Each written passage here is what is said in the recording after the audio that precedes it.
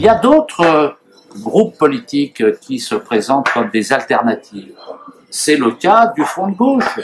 Le Front de gauche qui rassemble le Parti de gauche, le Parti communiste et quelques autres groupes affirme qu'il est possible de transformer l'Union européenne de l'intérieur, qu'il est possible de transformer la mondialisation en une autre mondialisation. C'est une illusion totale. Ces gens-là entraînent le peuple dans l'impasse.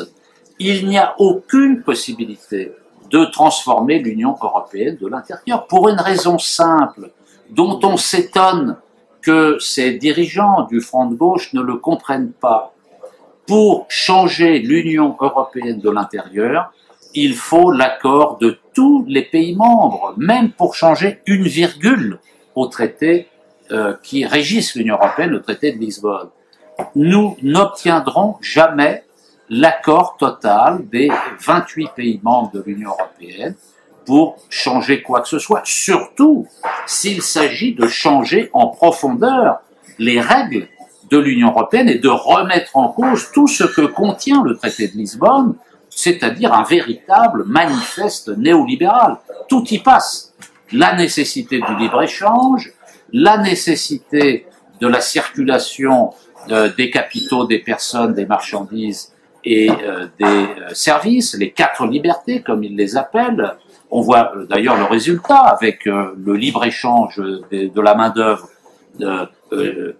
C'est bien par l'ouverture des frontières qu'il y a eu des infiltrations de fanatiques.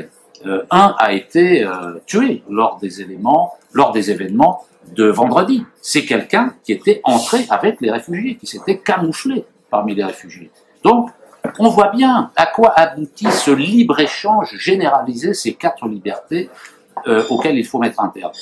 Changer, convaincre les 28 pays membres de l'Union européenne de renoncer à la politique monétaire conservatrice qui est menée par la Banque centrale européenne, les convaincre que le libre-échange est une mauvaise chose, les convaincre qu'il faut empêcher cette circulation effrénée des capitaux, etc., etc., est une tâche impossible. C'est pour ça qu'il faut sortir de l'euro et de l'Union européenne de manière unilatérale. C'est la voie que nous préconisons. Le Front de gauche, donc, ne mérite pas le suffrage des électeurs. Il les entraîne dans l'impasse. Il faut donc mettre un carton rouge au Front de gauche.